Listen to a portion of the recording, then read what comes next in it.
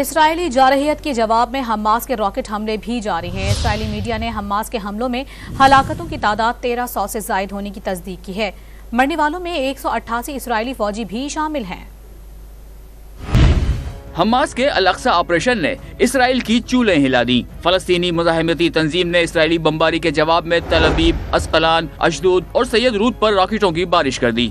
Hamas کی کارروائی کے باعث اسرائیل میں ہلاکتوں کی تعداد 1300 کا ہنسا عبور کر گئی۔ 3000 اسرائیلی زخمی بھی ہوئے۔ حماس کے حملوں کے بعد تل ابیب کا بین گورین ایئرپورٹ فضائی ٹریفک کی آمد و رفت کے لیے بند کر دیا گیا۔ اسرائیلی حکام کی جانب سے 22 امریکی شہریوں اور 188 اسرائیلی فوجیوں کی ہلاکت کی تصدیق کی گئی۔ اسرائیلی میڈیا نے تل ابیب سمیت دیگر شہروں میں کئی اہداف کو نقصان پہنچنے کا بھی اعتراف کر لیا۔ حماس کے مسلسل راکٹ حملوں کے باعث اسرائیل نے غزہ پر فضائی حملوں کے بعد زمینی حملے کی تیاری کر لی۔